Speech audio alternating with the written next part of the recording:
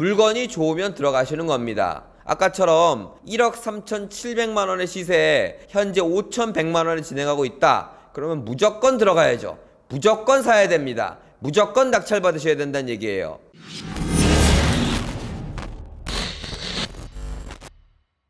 자, 안녕하세요. 경미대망입니다. 오늘도 살까요 말까요 시간입니다.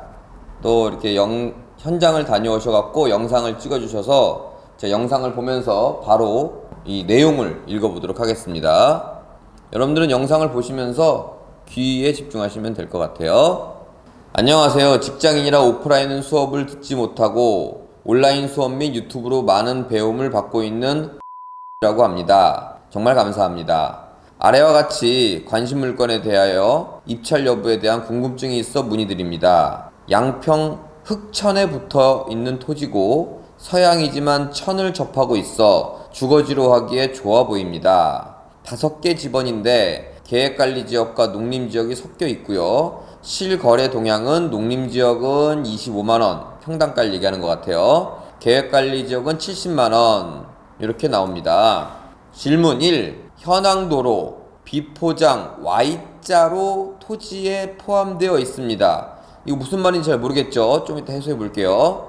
이 도로는 주변 철콘 주택 및 컨테이너 주택 각 거주자들이 차량으로 드나드는 것으로 확인되었고 아마도 동쪽 답 763 접근 목적으로도 사용될 것 같습니다. 이것만 들으면 무슨 말인지 아직 잘 모르겠어요. 제가 조금 이따 해소해 드릴게요. 이때 이 도로를 팔거나 지료를 받는 등 가치가 있다고 봐야 할지 아니면 낙찰받더라도 도로는 없다고 봐야 하는지 이게 질문이에요. 자, 이거 좀 교육도 많이 되고 여러분들 수익에 도움이 되시라고 이거 1번은 좀 중요하게 해소하고 넘어갈 부분입니다. 자, 2번 소유권 이전 청구권 가등기는 부인 등기가 경료되어 있다고 나와 있는데 가등기권자는 공유자와 주소지가 같은 것으로 보아 부부로 추측되며 매매 의사가 있는 주체가 소유자 파산 신고에 의해 매매할 수 없게 되었다면 공유자 우선 매수 신고할 가능성이 매우 크다고 보는 것이 합리적인 생각일까요? 이것도 글만 봐서는 잘 모르겠어요. 제가 조금 이따 해소해 드리고요. 3번 낙찰을 받는다면 공유자가 제가 원하는 가격에 팔지 않을 것 같고요. 공유물 분할을 위한 형식적 경매를 진행해야 될 가능성이 커 보이는데 이때 평당 30만원 정도에 낙찰될 것으로 예상하고 저는 최저가 21만원 정도의 입찰을 생각하고 있습니다. 대출이 안 나올 것 같은데 궁극적으로 살까요 말까요? 좋습니다. 자, 1번, 2번, 3번. 3번은 살까요 말까요에 대한 얘기였고 2번은 이제 공유자 우선 매수 신고에 대한 얘기였고 1번은 현황 도로에 대한 얘기였어요. 자, 경매지를 좀 볼게요. 이 부동산은 양평에 붙어있는 과수원의 물건 종별을 갖고 있는 251평입니다. 자, 여기서 과수원은 농지로 분류되어 자, 농지란 전답 과수원을 얘기하고 과수원도 농지 중에 하나이기 때문에 농지 취득 자격 증명원이 필요하다는 점 미리 말씀드리는 바입니다. 자, 251평인데 매각 물건을 보니까 토지만 매각이며 지분 매각이라고 나와 있어요. 지분 매각인 것 같아요. 자, 감정가는 1억 400, 최저가는 5,100만원이 진행되고 있습니다. 좀 내려보면 이건 특이하게도 하나, 둘, 셋, 넷, 5개의 필지가 나왔는데 첫 번째는 농림, 두 번째는 계획관리, 세 번째는 농림, 네 번째도 농림, 5번째는 계획관리 이렇게 해갖고 총 5필지 중 3개 필지는 농림이고 2개 필지는 계획관리로 나와 있어요. 아까 조사해본 바에 의하면 농림지역은 25만원의 조사가 되었고 계획관리지역은 70만원의 시세 조사가 되었으니 농림지역과 계획관리를 따로따로 시세 파악을 총액을 내볼 필요가 있겠네요. 자, 제가 총액을 내보니까 농림지역 1.3평, 53평, 28평을 다 더해보니 83평이 나왔어요. 그리고 계획관리지역 103평과 마지막에 있는 64평을 더해보니까 168평이 나왔습니다. 바로 계산 들어갑니다. 83평의 농림지역을 25만원으로 계산하면 총액이 2천만원이 나옵니다. 168평의 계획관리 지역을 총액을 계산해보면 70만원으로 1억 1,700만원이 나옵니다. 두 개를 합치면 1억 3,700입니다. 지금 이게 감정가가 1억 400. 따라서 시세가 한 3천만원. 조사해본 바로에 의하면 3천만원 정도 더 비싸게 나가는 걸 볼 수 있고, 현재는 최저가가 5,100만원이다. 하지만 여기는 정상적인 물건이 아니라 지분이기 때문에, 약 11분의 4 지분이기 때문에 이건 감안을 해야겠죠. 바로 질문 답변 들어갑니다. 여기 잠깐 보여드릴 게 요런 게 있어요. 이거 지도 보시면 하나, 둘, 셋, 넷, 다섯, 요 세모난 게 아마 1.3평짜리 그거 같은데, 이렇게 잘려서 여기가 농림 83평, 요 위쪽이 168평의 계획관리 지역이다. 계획관리 지역과 농림은 가격 차이가 많이 납니다. 조사를 각각 잘 하셨어요. 그리고 이쪽이 양평의 흑천이라는 개천이 흐르고 있는 지역입니다. 아까 언뜻 들으신 분은 아시겠지만 서향이지만 천이 흐른다. 서향이라는 향은 썩 좋은 향은 아니지만 이렇게 경관이 수려한 천이 흐른다면 그거 꽤 좋은 가격을 받을 수 있다. 미리 말씀드리고요. 다시 경매지로 가면, 자, 두 번째 질문부터 답변을 드리도록 할게요. 이제 등기부 등본인데요. 부인 등기란 말이 있어요. 부인 등기. 자, 보시면 1순위가, 자, 이건 소유권 이전, 소유권 이전, 소유권 이전이니까 이건 뭐 문제될 게 없는데, 첫 번째 권리가 가등기라는 게 있어요. 가등기. 그러니까 이거는 소멸여부에 빈칸으로 이렇게 되어 있습니다. 선순위 가등기는 원칙적으로 인수예요. 예외사항은 있지만 이게 말소기준 권리, 즉 압류가 말소기준 권리라고 가정했을 때 위에 있는 거는 인수죠. 그런데 이거는 부인 등기로 말소가 된다라는 이야기의 질문이었어요. 부인 등기라는 거는 뭐 중요한 얘기는 아닌데 간단하게 말씀을 드리자면, 이 사람이 지금 파산 선고한 채무자입니다. 파산 관제인이 아마 이걸 관리인으로 하고 있을 텐데, 파산 선고하기 전에 이러한 행위들, 물건을 팔았거나 물건을 증여했거나 가등기를 했거나 이런 것들이 일부 부인된다는 얘기예요. 그래서 이 파산 선고 전에 이 부인 등기로 인해서 이거는 말소가 된다는 얘기입니다. 뭐 부인 등기에는 고의, 뭐 무상, 뭐 위태 이런 것들이 있는데 중요한 것도 아니고 사전적 의미는 다 네이버에 나와 있으니까 궁금하신 분들은 찾아보세요. 그런데 이 부인 등기가 말소된다는 건 제가 말씀을 드렸는데, 문제는 뭐냐면 이 가등기권자와 채무자 말고 11분의 4가 아닌 11분의 7을 갖고 있는 나머지 지분권자가 주소가 같대요. 그러니까 같은 사람일 가능성, 즉 부부관계나 가족관계일 가능성이 높다 이겁니다. 그래서 이분이 걱정하는 건 뭐냐면 이 나머지 지분권자가 공유자 우선 매수 신고를 들어오지 않을까라는 걱정을 하는 거예요.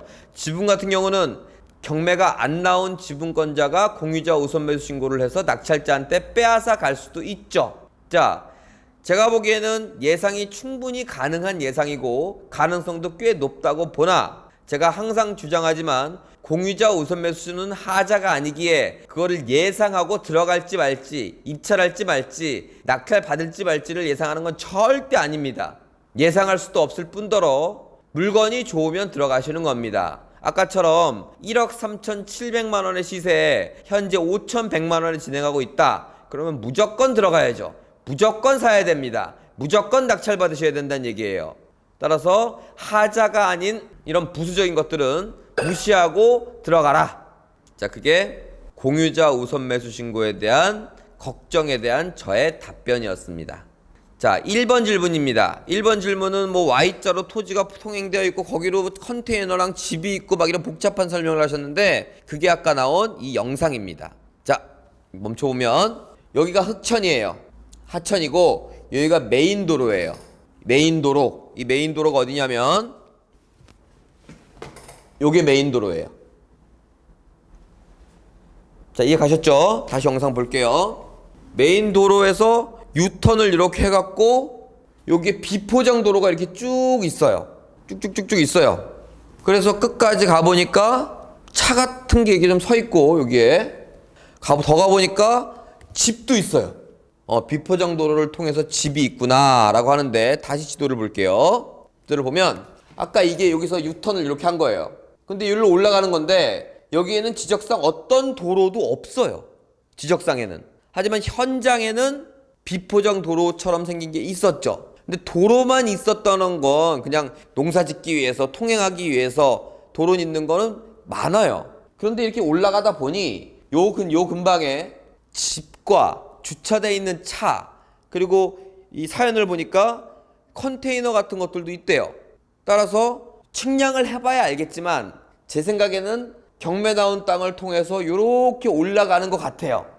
자, 이거는 지적상 도로가 없는데 내 땅을 통해서 어떠한 집이 있거나 통행을 하거나 이런 것들은 이 물건을 유독 말씀드리는 게 아니라 어떤 물건이든 간에 원칙적으로 사용료는 받아야 된다는 얘기입니다. 그래서 이거 같은 경우는 내 땅을 남이 쓰고 있으니까 손실이 있지만 그 손실을 손실이라고 생각하지 말고 수익으로 바꿔서 지료를 청구해서 사용료를 받아야 된다라는 게 저의 원칙이자 저의 주장입니다. 따라서 이와 비슷한 물건이 있다면 그걸 통해서 사용료를 받으셔야 되는데 문제는 하나 있습니다. 이건 이런 류의 부동산이 아니라 이 부동산만 얘기하는 거예요. 우리는 이 전부의 땅에 11분의 4만 사는 겁니다. 따라서 지료를 청구하기가 굉장히 애매하죠. 그런 부분이 해결됐거나 해결할 수 있다면 반드시 사용료든 지료든 뭐를 청구하셔갖고 그건 정당한 겁니다. 뭐 남을 괴롭히는 게 아니고. 그래서 손실이 아닌 수익으로 바꿔가시길 바라겠습니다. 자, 마지막으로 살까요 말까요입니다. 3번 질문은 뭐라고 말씀하셨냐면 지금 최저가 21만원 정도의 낙찰을 해서 30만원, 총액으로 따지면 7,500만원입니다. 7,500만원에 되팔고 싶다.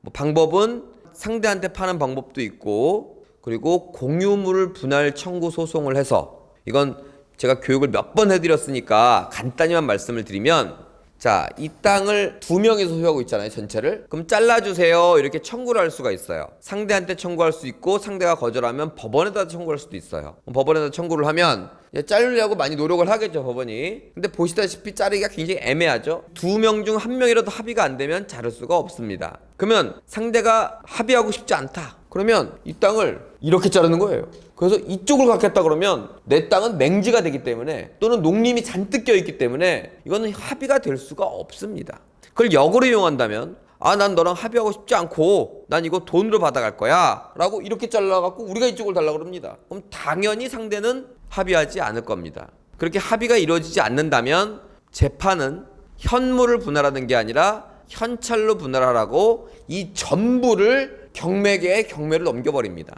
일부가 아니라 전부를.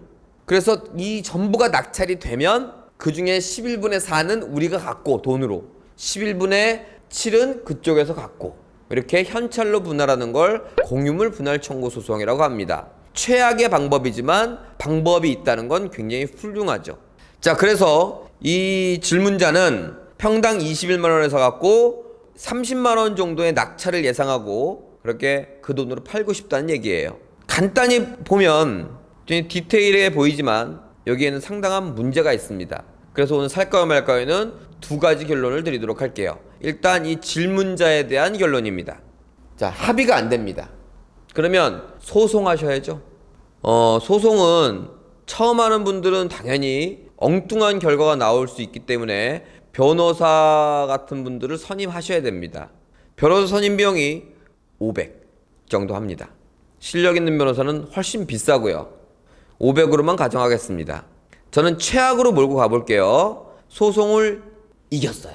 그런데 상대가 항소를 합니다. 우리는 3심이라고 그러죠. 대법원 판례 이런 말이 있는 게 항소를 2번 할 수 있습니다. 그러면 첫 변호사 선임 비용 500, 항소 500, 또 재항소 500, 총 1,500만 원이 들어가겠네요.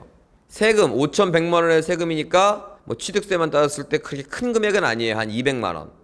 그러면은 1,500만 원 플러스 200만 원, 1,700만 원이 추가가 됩니다. 시간은 2년 이상 걸릴 거고요. 나아가 경매도 접수하겠죠.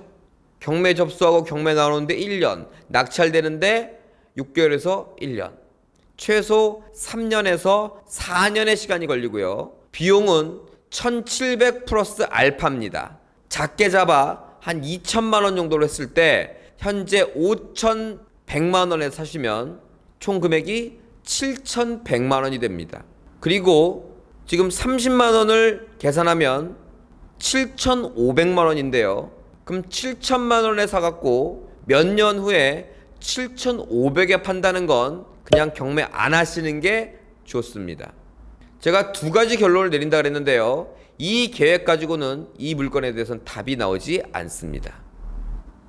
그러면 어떤 마인드를 갖고 경매를 하면 이게 답이 나오냐? 그냥 갖고 있는 겁니다.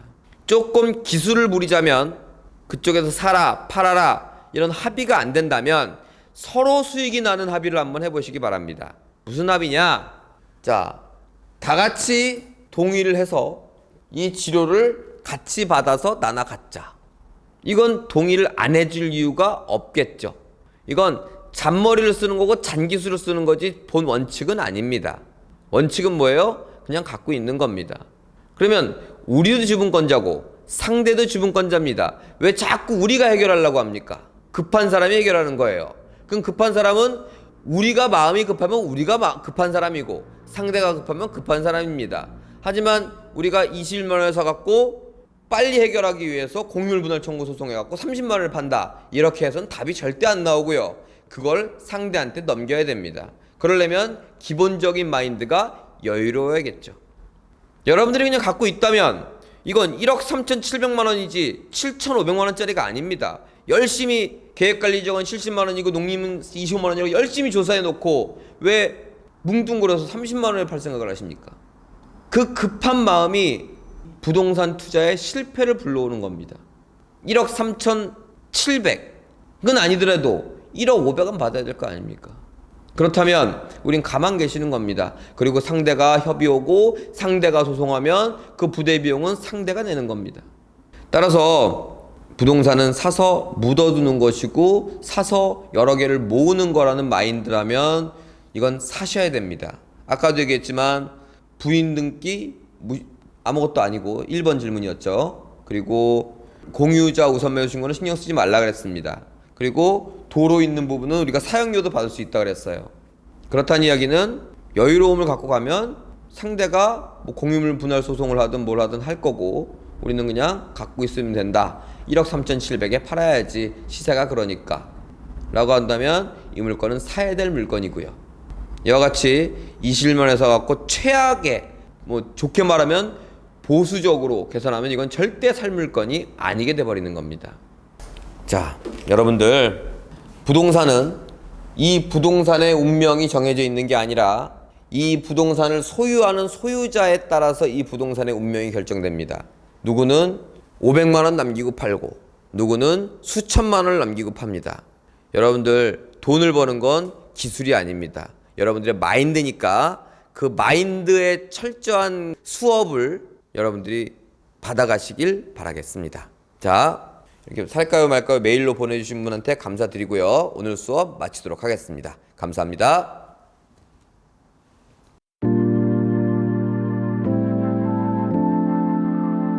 Hey. Drive through the sunshine, fill you up and down, girl, I won't lie. Where the fuck are you? Where you been at? I gotta live my life, I won't come back. Building my stack and I'm missing you. I just gotta feel